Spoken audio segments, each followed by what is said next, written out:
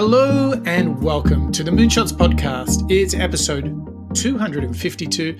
I'm your co-host, Mike Parsons, and as always, I'm joined by Mr. Mark Pearson-Freeland. Good morning, Mark.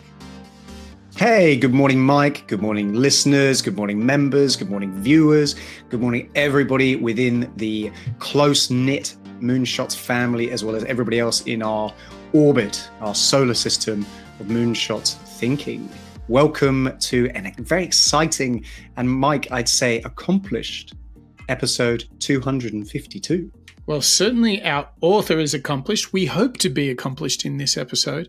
And I would say he is a top 20 all-time Moonshots powerhouse. Yeah, I totally agree with you there, Mike, because we have covered not one, not two, but to date, all of this individual's books, with today's episode 252 marking the fifth entry that we've got from author Cal Newport. Today, Mike will be diving into his latest release, Slow Productivity, the lost art of accomplishment without burnout. And Mike, without giving too much away, as you've said, Cal, he's one of our favorite moonshot individuals. We've done so many shows on him.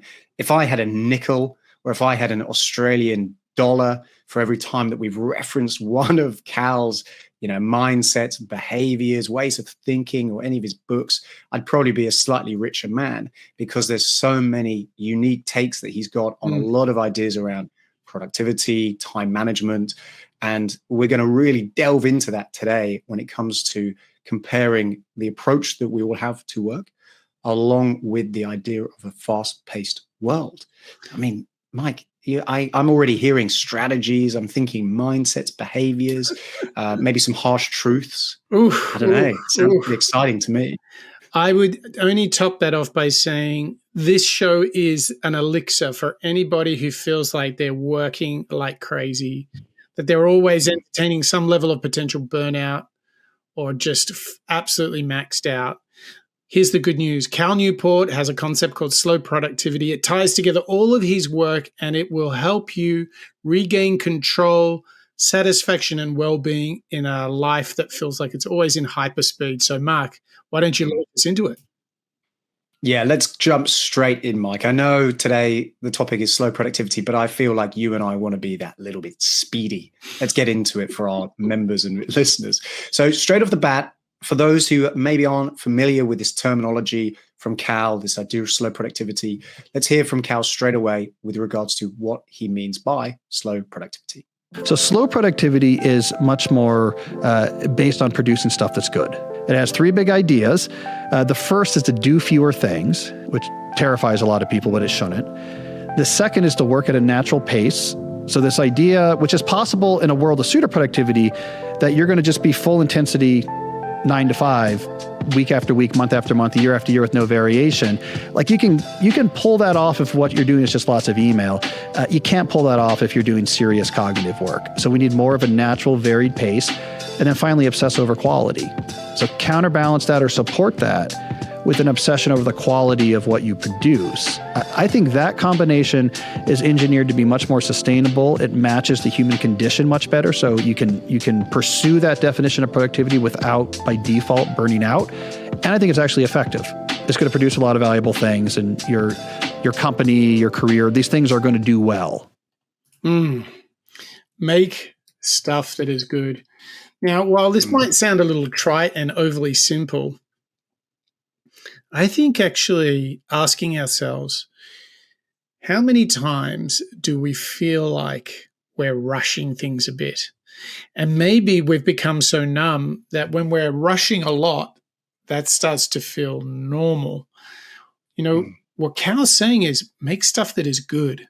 Like, how many times, Mark, do you receive emails and go, I'm not really sure what they're saying? Oh, yeah.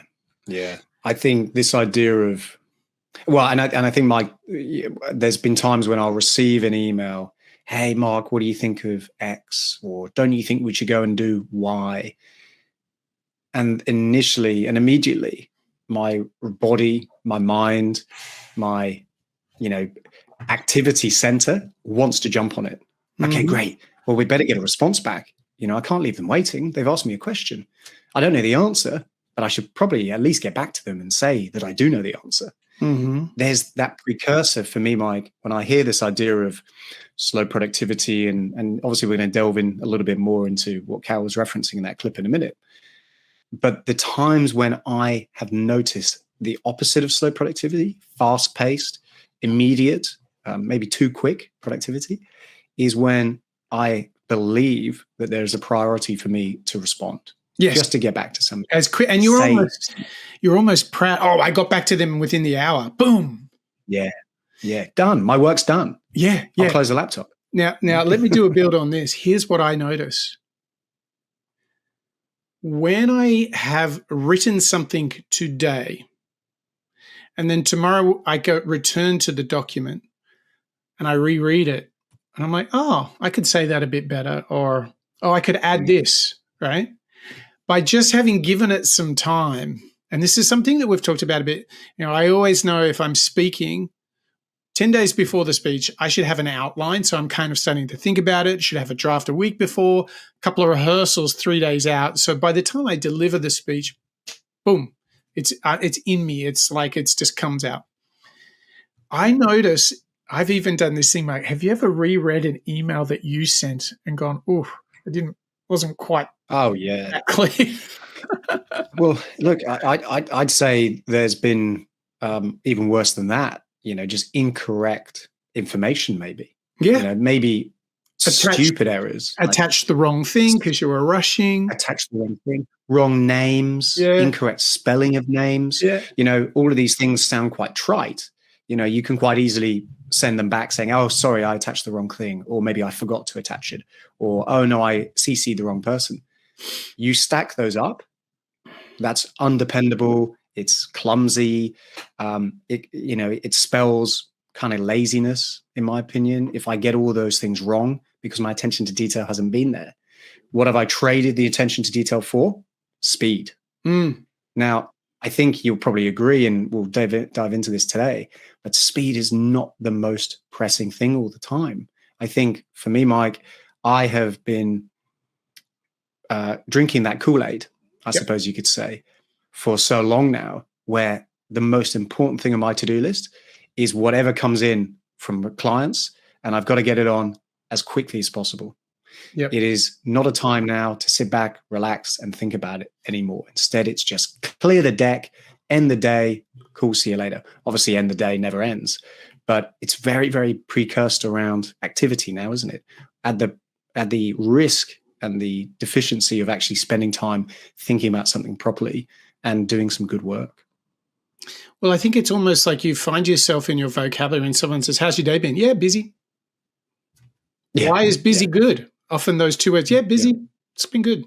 But like, have you done, to use Cal's vocabulary, have you made some good stuff, thoughtful stuff, intentional, well-considered stuff? I'll give you another example of where I see it. And I think we have to call this out, Mark. I think this is like, busy people anonymous. We need to call out the bad behavior, right? So check this out. I was working with someone recently, and they're working on a big strategic new plan with a new offering. And I'm just kind of helping out and offering a little bit of advice and consultancy on this project. And they have produced a lot of Miro boards. They've produced a lot of documents. And every time we have a big feedback session, invariably my thing is, you're going so broad, but you're not going deep. For example, we've got all of this work has been done on how to go to market, how to offer pricing and so forth. But I feel like you've neglected the problem. Like, what is the problem? You need to know this problem better than anyone if we're going to build a new product. And it's really interesting because I think we have this bias to say, I've got a complete plan. But rarely do we ask, is it solving a problem? And do we know the problem really well? Have we been forensic about this? And I see it in myself. Like I said, I read a document the following day and go, oh, geez, I can improve this. But I thought it was pretty good at the time. I even read emails I've sent and go, ooh, that was a bit rushed. So in my own confessions, I'm trying to help us all realize that What Cal is proposing is a different way of working, but it's almost like we're addicts of fast. And until we admit being addicts, there is no 9-step, or I don't know what it is. Is it 9-step, 10-step program to get over this and go for some slow productivity if we're hooked on fast? Yeah. And I think you're right, Mike. There is I quite like that word, hooked. I think for me, I am pretty addicted to that fast-paced delivery, because that's where I get a sense of ego, pride, get a sense of my abilities to deliver. Just because I've delivered, whatever, let's say it's a presentation or send an email or a script to somebody, it's off my to-do list now. Cool. It's somebody else's problem. Yep. But that doesn't mean it was good just because it was delivered. Right. And I think there's a precursor, exactly as you say, to get stuff over the line. My best work happens when I'm able to do more reflection. I'm able to take a look back at what I've written. Maybe that skeleton, we've referenced it on the show before. Write a list of contents. Write a skeleton script. If I'm thinking about the show that we're going to do on Moonshots, like we're doing today, Mike, you and I will prepare it several days in advance. We'll take a look at it. We'll check out different insights, themes. We'll take our time versus very, very quick delivery. Right, quick, chuck it into ChatGPT. Cool, see you later. Right, we'll go and record. The quality obviously Imagine if it was that easy. huge suffering, doesn't it? I know, yeah. But the quality, both in the deliverable that we'll provide to our listeners, members, and subscribers and viewers, will suffer, but also for you and me. Much less time getting into that depth, like you say. Yeah. But it'll be a sacrifice. Yeah, exactly. I'll tell you though, if you think about sustainable practices that you can just slow down and get it right, I would have to say right up there is becoming a member of the Moonshots podcast. I mean, I couldn't say it better, Mike. I don't think even Cal Newport could say it better. One of our Moonshot individual favorites. And hot on those heels, Mike, as I would always say, are all of our members. So these individuals who have been subscribed to our podcast and the Moonshots Master Series deserve an absolute shout out, as they always do. So please welcome in Bob, Ken, Dietmar, Marjan, Connor, Rodrigo, Lisa, and Sid, Mr. Bonjour, Paul, Berg, and Kalman, Joe, Christian, Samuela, and Barbara, Andre, Chris, Deborah, Lasse, Steve, Craig, Daniel, and Andrew, Ravi, Yvette, Karen, Raul, Nikawada, Ingram, Dirk and Harry, Venkata, Marco, Jet, Roger, Steph, Gabia, Raw, Nimalen, and James. Breathe. All our annual members and supporters. Thank you guys for those who have crossed over into the 12-month and beyond pool of members. But please also celebrate Diana, Wade, Christoph, Denise, Laura, Smitty, Corey, Gayla, Bertram, Daniela, Mike, Dan, Antonio, Zachary, Austin, Fred, Lorenz, Ola, Andy, and Diana, who's our brand new and most recent member. Guys, thank you so much for your continued support of the Moonshot Show. Thank you so much for keeping the Starship, the SSS, USS Moonshots alive and kicking. Thank you so much for always being providing your support for the show day in, day out. Yeah, absolutely. A huge thanks to you, because you make this show sustainable by supporting us. You help us cover all the different costs that we incur to make this show. And we only ask of you with inflation, Mark, I think we're less than 1 cup of coffee a month. That's all it costs to support us, and we're very appreciative. So if you would like to become a member and get access to our whole other second podcast, you can do so at moonshots.io, hit the big members button, and make the magic happen. I'll tell you another thing that is magical, and that is the human brain. It can do many things, but for sure, as we heard from David Allen and Get Things Done, it ain't no computer. And I think we need to better understand how we are as humans in the human brain if we want to embrace this idea of slow productivity. What think you, young Mark? I agree, Mike. I agree. In the sense of productivity, let's now move back over towards the author today, Cal Newport, who's having a good chat with Tim Ferriss, another individual on the Moonshot Show that we really, really enjoy. Cal's going to tell us a little bit about this idea and this antidote to the idea of business and our limits of the human brain. The human brain is wired to, it's good at making a plan for executing something that you think is important. And it makes you feel good when you complete that plan. This is critical to humans, why we're different than a lot of animals. We can actually come up with a plan to do something and feel motivation to do it and feel good when we actually, we need to fix the fence. We fix the fence. The cattle can't get out. We feel really good. The issue is, if you don't do anything, let's say I'm not making any plans, I don't want to do anything, we know that makes you feel terrible. So you take away people's autonomy, their sense of efficacy, and they're miserable. We know that. But if you put too much on people's plates, so that now you have more on your plate, more obligations to which you have some sort of assent to complete than you can easily conceive actually all getting done, you short circuit that drive. Just like your drive for hunger is really important, but if you eat like a huge amount of junk food, it short circuits the drive and you end up unhealthy. So when we have way too much on our plate, more than we can easily imagine how it's going to get done, it makes us really unhappy because we're short circuiting a cognitive drive here and we get sort of anxious and overwhelmed and it doesn't feel good.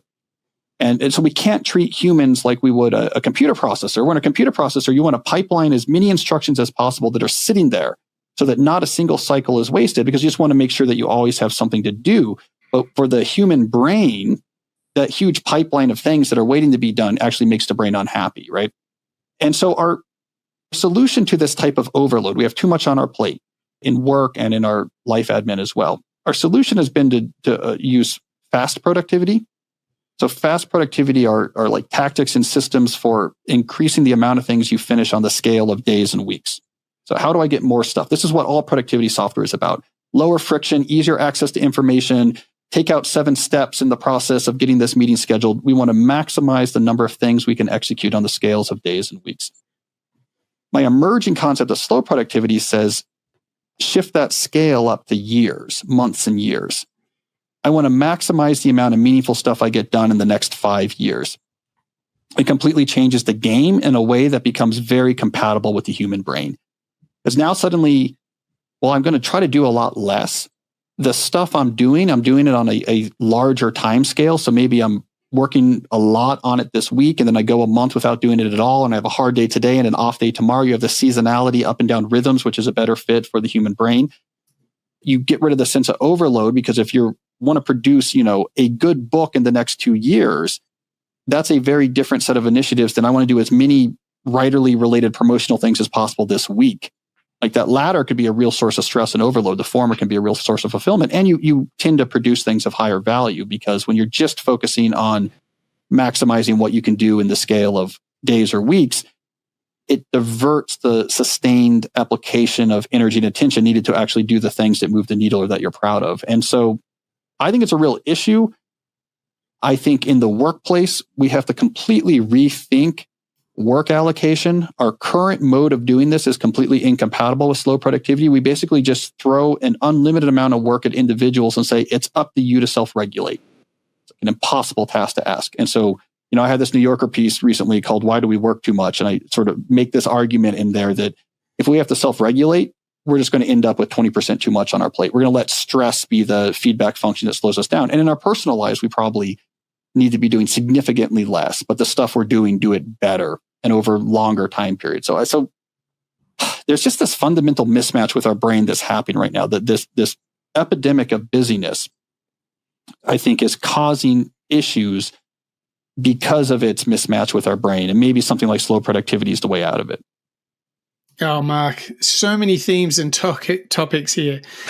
I want to share with you and our members and our listeners and our viewers a little anecdote that my wife said to me. And once a month, I will go and get an infrared sauna.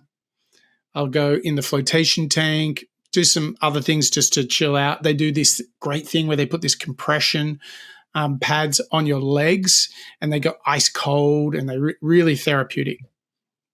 And she said to me, what's interesting is every time you come back from one of these sessions, like it takes like half a day, like it's a real session, right? She says, you always come back and go, I've had a big idea. Sit down, honey. I got to tell you, I got a big idea. And she says, do you realize you do this every time you go to this spa? And I'm like, oh, you know what it is? It's because when I'm in, I do a magnesium floating tank for an hour. No lights, no complete sensory deprivation, and I'm just floating. I'm in the red light sauna for an hour, compression for half an hour. I'm like transformed by this, but I'm just not being busy, Mark. And all of a sudden, ideas, insights, really big ones, not little ones, like really great ideas, because I've had time to slow down. And I think the point that Cal is making for us here is that if you're, and I made this note here, if every day you're just thinking about the quantity of things you're trying to get done, you're not enjoying the benefit of compound interest. We talked about the compound effect. Great book, by the way. Is if you do the opposite of focusing on today and focusing on quantity, you would focus on what you want to achieve over the coming years and focus on the quality. And when you do so, like instead of writing 2 blog posts a day, you write 1 killer one per week. Imagine what happens. Maybe you become a published author in 2 years. That's how James Clear from Atomic Habits started. He just started it with a newsletter and people loved it. My point is that if you're just trying to ship as much stuff out of your inbox or on Slack as possible, you're actually depriving yourself of the compounding of good work on top of good work, right? Think about it. If you take the time to build an incredibly strong brick and mortar foundation to a house, you can build lots of layers on it. But if you did a quick and dirty foundation, at some point you can't scale it up anymore because it's going to fall over. And I think that's a metaphor for life. We cannot afford just to keep on shipping, because what would be different in 3 or 5 years for you and me now, Mark, if all we did was just get as many things ticked off as possible and never said, hang on, am I doing good work? Am I taking the time for quality work? And I think what he's making the point of is the human brain is actually designed to nurture, refine, and iterate good work. It is not to be like ChatGPT, answer question, right? It's not meant to be like the Google search results, yet we're trying to compete with them, and we've got to stop that, right? Wow. I mean, that's a great takeaway right there, Mike. You're right. If you compare the volume and the requirements that we now utilize ChatGPT for, a lot of the time when I use it, it's because I just want the work I was going to do done quicker. But what does that say to you? Well, it's because I was doing the work that an algorithm was going to do for me, which is such a wild expansion on the type of role responsibility that I would normally have. So you're totally right. That's a huge call out right there. What I love as you were taking us through that journey of thinking about time going longer, I'm struck by a few of the decisions I've made in my past, whereby I would deprioritize or dismiss the idea of maybe going out and learning a new skill. Maybe it's an MBA. Maybe it's retraining into something else. Maybe it's something that takes, anywhere between 12 to 24 months. Dismissing it based on the fact that, you know what? It's too long. I need something quicker. I need a solution right now. Maybe that's a new focus. Maybe that's a new hobby. Maybe it's a new interest, whatever it might be. And you're right. A lot of those times they get dismissed because it's too long. But actually, what comes around? 2 years' time. Right. Suddenly you look back and think, hey, it's 2024. If I'd started that thing 24 months ago, I would have been finished. I'd now have that compound interest of all the education, the work, the skills that I was cultivating. And I think you're right. The times when I have done this is when I have too much, inverted commas, too much on my plate. I don't have time to pick up an MBA, or I don't have time to pick up windsurfing, whatever it might be, because there's something else going on. Really what that comes down to, I think poor prioritization, bad maybe time management skills, or at least an appreciation of what those priorities that I should be doing each day are. Being busy, right. Just being busy, right? Being busy. You're prioritizing this illusion, right? And when I do this, watch, I get special effects. Here we go. Does my busyness create special effect? Maybe I have to do this for a really long time. Maybe it was the peace. Okay. Yeah. But maybe it's just Cal. it could be Cal's magic. But my thing is, we have this, we're delusional. We think creating value is being busy. Yeah. Fast busyness. Yeah. I produced lots and lots of stuff. Yeah, but was it any good though? Oh, no. I don't know. I was too busy to check. Yeah.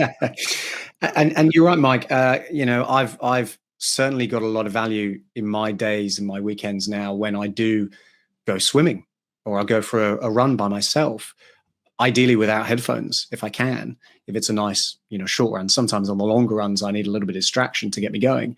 But given the time, particularly in the water, there's nothing else going on. You can't talk to anyone. You can't write anything down. You can't look anything up. Sure. So all I'm doing is reflecting on what's stored in my brain, and that's such a rare moment now. And it's such a pleasure to be able to have that quiet time and think, okay, you know what? Maybe I did overreact on that situation. Or what was I thinking sending that response so quickly? Giving the time to reflect, to really formulate a response and a reaction, likewise gives me time, like I would do in my journal, to think about things that I've done and maybe do it better next time. Yeah, and that's such a rare moment now, isn't it? It is. And I think the only person that can make that moment happen is you. 100%. And I think that's kind of what Cal's calling out here, isn't it? We've heard those references now to slow productivity, this, let's say, wake-up call around the limit of the human brain. This is something that we have to remember for ourselves, isn't it? Yeah. Yeah. So I think if, just stepping back one step here, this book kind of sits, I think, kind of in a way above his other work, because this is the big idea, the concept that sits above a world without email.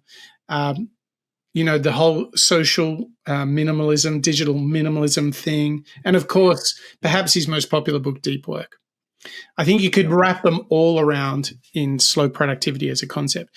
If you are interested in any of those books, please jump over to moonshots.io because we have shows on every single one of them. So check them out, learn, sit back, take it easy, take a breath, listen to the whole show, make some notes, maybe send a nice review because Mike needs to hear positive feedback. My point is moonshots.io, and you can hear the whole back catalog on Cal Newport. So much good stuff up there on moonshots.io, Mike. Really we have good. Slowly been building the digital empire of Moonshots. Hey, a bit of a live production thing. I think this next clip is so big. I think we should spend the rest of the show diving into it because it's got so many ideas on it. So for our listeners, for our viewers and members, buckle in because you're probably thinking now, Mark and Mike are banging on about this slow productivity. It does sound rather good. I am rather tempted, but how the hell do I do it? Well, we got some answers. Well, good news for you guys. We are all about production. We're all about understanding how to make ourselves better each day. So now let's turn the mic back over to Mr. Newport. Cal is now going to provide us a little bit of a deeper dive, Mike, into his combination of what it takes to achieve this incredible idea of sustainable and slow productivity. Do fewer things. I think your workload in an ideal world would be below that level of chronic overload. You have few enough things that you are committed to doing on your plate that you are not suffering from the short circuiting of your planning circuit. You're not suffering from overhead spirals, and you do not feel like you have no option but to have a relentless pace where you're feeling every minute of your day. We need to do many fewer things. And if you work for yourself, if you're a freelancer, run your own company, aggressively titrate how many things you take on at the same time. You are not a computer processor where you want your pipeline of instructions to execute to be full so you never miss a particular tick. You're a human. You're not wired to do that. We need to do many fewer things. What if you work for someone else? Well, I think we need to completely rethink how work is assigned in the workplace. This should be transparent. How much work is this person doing? What's on their plate? So that we can all see it. And then we can have very clear understandings of what is reasonable. And if I see, Jesse has a fair number of things on his plate, I can't put something else on it. It's on me to figure out. Something pops up, it needs to get done at some point. I can't just say, Jesse, handle this. I have to figure out, where does this go until someone has room for it. It can't just go on their plate. The answer here is probably going to be external systems. Things that need to get done go into external systems where they bring with them the information they need to be accomplished and have clear statuses and priorities. And then individuals pull work out of the system as new slots open. This might sound like it's a pain. I don't care if it's a pain. It's what we're wired to do. Keep my load reasonable. And I'll pull in new stuff when I'm done with what's on my plate. Don't just give it all to me and say, figure it out. You're going to short circuit my brain. You're going to make me miserable. All right, second piece of slow productivity, work at a natural pace. We cannot just peg our efforts at a 10 for 8 to 9 hours a day after day, week after week, week after week. This is not natural for humans. We need seasonality in our work, first of all. Seasonality meaning hard times balanced by easier times. And I think we should have this at all scales. So this week, some days are harder than others. I'm going to pull back on Friday and come into the weekend maybe a little bit more relaxed, but Monday I'm pegging it. We should have certain months, perhaps, that are more intense than others. This is an intense month. We're kind of getting after it, but you know what? In June, things really get quiet around here and I'm pulling back and I'm going to have very light days, right? So seasonality at different levels, maybe even seasons like professors do. Winter, I'm getting after it. Summer, I'm pulled back far. Rest, recovery, up, down at all scales. I think we absolutely need this. The other thing we have to do to get a more natural pace to our work is adjust the time scale at which we care about accomplishment. Instead of caring about how much do I get done on the scale of days and weeks, you say, I worry about what I get done on the scale of months and years. Completely changes your relationship to the current moment. When you want to produce a good number of very high quality things over the next 3 years, it really changes how you feel about Tuesday.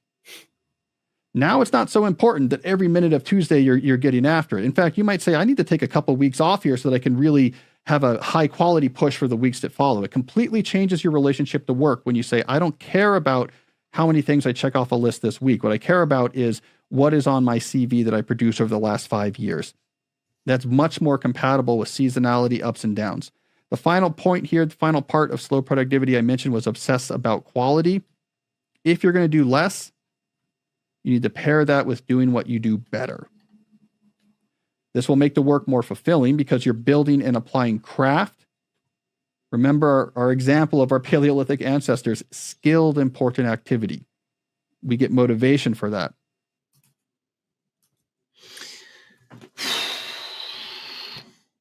We could have done the whole show on that clip. Yeah, I was thinking, where do we start with? You can literally hear, you can hear my brain going, okay, like, all right, what do we do here? Okay. So let's make this a game, Mark. Let's do fewer things. Let's start with, I will throw this at you, and you have to do one. Here's when you notice you're doing too many things and what happens when you do fewer things. Okay. So number one, when do you notice, Mark, you're doing too many things? What's a sign? What's a tell for too much? I think the first step when I notice I'm about to do too much is when I've received briefs from multiple different people. Mm-hmm. So on a typical day, let's say it's a Wednesday, I've got a brief from one team member, another colleague has come to me, maybe a direct report has come to me and saying, hey, look, I've done something, can you review it? Suddenly I'll start looking at the list alongside the list that I probably inherited from yesterday and start thinking, hang on, this is starting to look pretty busy. Okay, so that's step number one. Right. I'm starting to receive a lot of work. Step number two, what's the timeline on all this? Oh, it's all ASAP. Of course it is. Okay. and suddenly I'll start accepting this. And the big flag for me, and the reason why I'm going back in time a little bit, is because I'll happily accept it all without really calling out or recognizing I'm not going to have time to do all this. Who am I kidding? Am I Superman? Am I going to be able to somehow compartmentalize and produce all of this work within the crazy timeline? There's no work and there's no activity of saying no or pushback or expectation management. And that's the first thing I think, Mike, that I see in myself suffering when I am starting to do too much. It's not setting expectations with those around me, because I'll be so hell-bent on trying to make everybody happy, trying to deliver absolutely everything, partly because I want to keep everybody happy and impressed, but also I want to prove it to myself that I can do it. Yes. So there's an ego element to it. But, can I just stop you there? I had this visualization as you were explaining that. So you've woken up in the morning, all these things are coming in, but you've actually got a backlog from the stuff that you didn't get done the other day. And then you've got more stuff coming on. So then you get to the end of that day and go, oh, I'll have to do that tomorrow. But then you're getting new stuff again on the tomorrow. And it's almost like this doom loop, right? Where you're just constantly going, trading off, oh, I can't do that. And like hedging between all of these deliverables, right?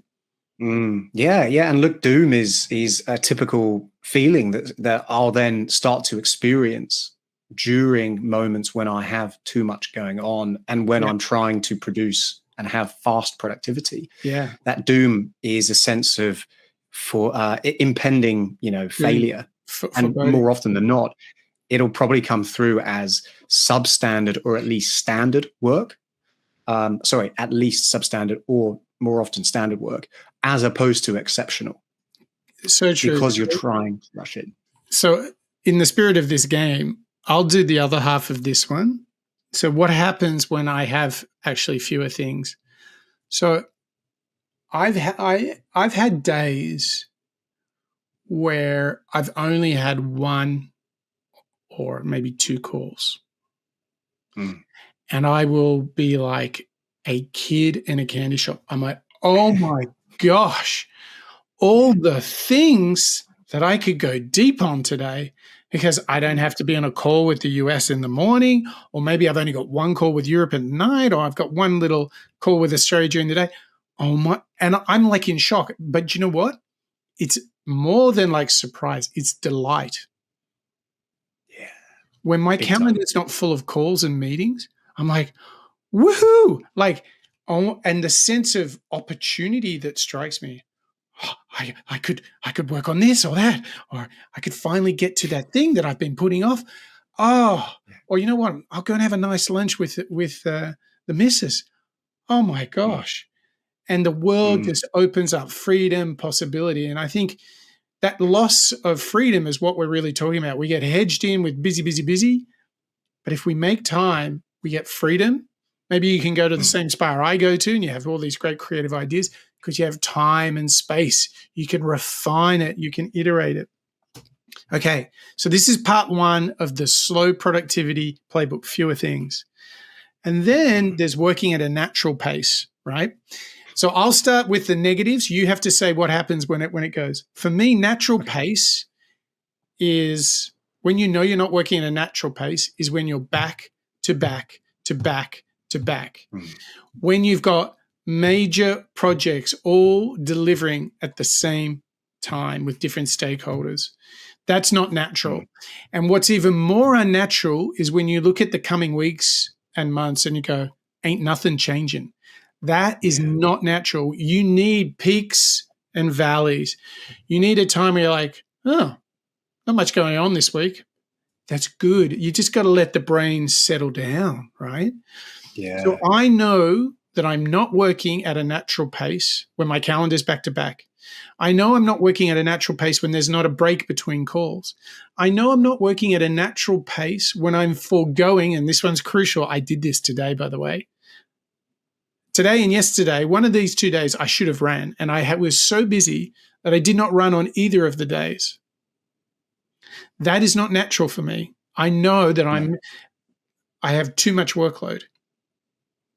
So it's when you start giving up, like I'm getting up even earlier or I'm working later. These are all signs this is not natural. Sure, you might do it once or twice, but when it becomes a pattern, that's the flag. Okay, so that's for me when I'm not working at a natural pace. Okay, now here's the second part of the game. Mark, when do you know, what's a signal to you, I'm working at a really good natural pace right now? Interest. my interest level, my motivation, my general energy towards something, when I've got that room to maybe explore different approaches, maybe different strategies, maybe, Mike, I mean, God willing, the ability to maybe collaborate with other people because there's time to have a conversation with someone. Wow, what a luxury that is. Yeah. But my point being, it's time to get inspired, isn't it? That variety, that space to maybe go from one topic into another is where my brain it's like a muscle. It gets a little bit of a chance to stretch. Mm-hmm. You don't want to be running a marathon every single day because your muscles will get worn out. Your body will start to break down. I'd argue that to a certain extent, maybe what Cal's going for here is the same, Mike. On the days when I'm doing marathons, and what I mean by that is work marathons, which it sounds like you've been doing a lot recently as well, is that you don't have that variety to jump between projects. So instead you get narrow-minded almost, and your muscles get quite trained and restricted to just that one format of movement, that one format of behavior. That, to me, doesn't leave me inspired when I've got that time to maybe do different things, maybe, like I say, explore different approaches with other people. You and I getting the ability to maybe talk about a show before we go and record Moonshots. Right. That time is when we improve the work and when my brain and my body feel more relaxed, more positive, and actually I probably retain more information because I'm moving at a pace that suits my body and my brain. Yeah. How good is that? So working at a natural pace, doing fewer things. Okay. So the next installation of this game is quality obsessed. So good. When do you know, Mark, that you're being a little bit naughty on the quality side? When does that rear its head? Well, there's two areas and two times when I'll do that, Mike. The first one is self-reflected, when I catch myself maybe having sent an email that has some spelling mistakes. Yep. Maybe I've sent an email and said, hey, please review the attachment. Oh, guess what? Mark forgot to attach it. It's self-recognizable things where I've tripped up and caught it myself.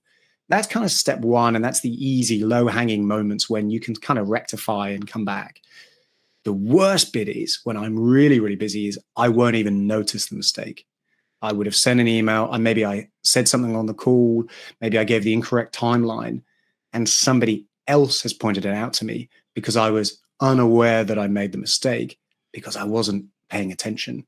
That's the big red flag to me when somebody else comes up and says, hey, Mark, you know that thing you said you were going to do? Well, you didn't do it.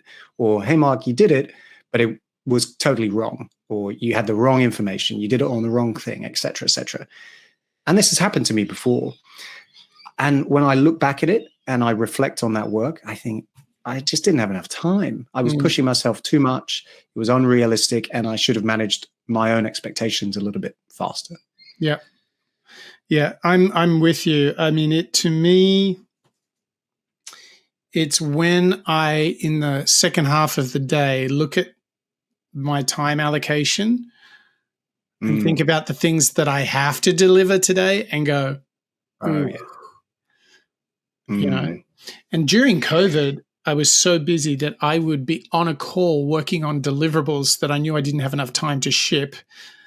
And that's got to be a tell when you're working on something. I've got to work on this during the call, right?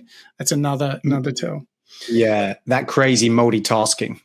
So you're listening in, or you're taking part in one topic or project, and you're trying to do something at the same time, which is totally different. Your brain's not a supercomputer. How, for me, Mike, that's a physical stress that I start feeling when I do that. You know, sweats, my body heats up.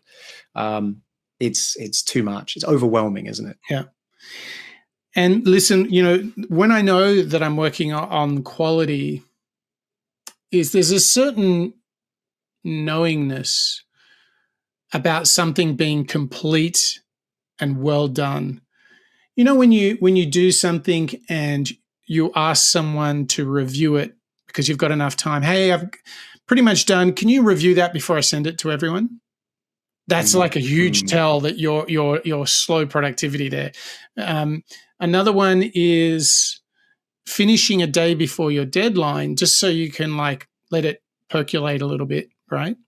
Yeah. And it's when you shift away from, oh, thank God I could send it, to I'm excited to send it because I'm really delighted or satisfied in the quality of the work. I'm really looking forward to getting people moving on this, as opposed to, well, if only everybody knew how busy I was and I just threw it across the line. It's, but rather I'm like, this is great. This is really going to build. This is going to, you have a certain intuition that it's good, and you have a certain intuition when you know it's not. So I think there's a well-being you feel about your work when you're like, that was really good. I'm really delighted with that. We're going to start a good conversation, right? And Mike, sometimes when I've had the time to do proper work, and by proper I mean slow productivity, I'll go in, let's say it's preparing for like a big pitch or a big conversation with somebody, an interview of some kind. Having done the work, taken a few days, reflect on it, maybe wrote down a skeleton script, come back to it, refined it, done some research online, iterative, and got it better and better. By the time the big event comes around, let's say it's a big pitch, there's no nervousness. It's only excitement. There you go. Because I know that I'm going in. Most excitement. A little bit of nerves is all right. Oh, of course. Nerves natural. But the sentiment for me is, I'm suddenly quite excited about this because I'm knowing that I'm going in fully ready. Yes. Whereas with the opposite, when you're moving too fast, for me, it's anxiety to the nth degree. And you just kind of have that kind of sense of, I don't think this is going to go that well. Yeah. Because I've rushed it. Corners cut. Yeah. You're absolutely right. Like, and what happens when you've been quality obsessed, when you have worked hard and done your best, you don't stress about the outcome nearly as much because you're like, I put in some really good work. So if it's not right, if it doesn't fit or whatever, like, okay, but I did my best. So it's like, I can totally accept the outcome. The thing that kills us is when you're like, I didn't put enough work in. It was sort of a last minute thing. It's a bit of a bet, bit of a gamble, that kind of language. You want to be like, I put in some good work. And, as they say in Holland, helaas pindakaas.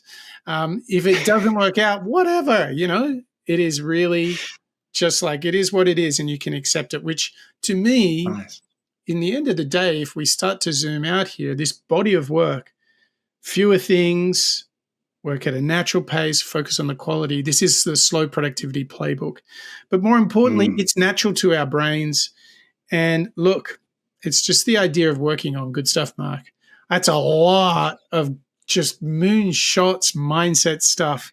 Of all of those, where goes your attention tomorrow when you're thinking about slow productivity? Well, I like this idea of working at a natural pace, actually.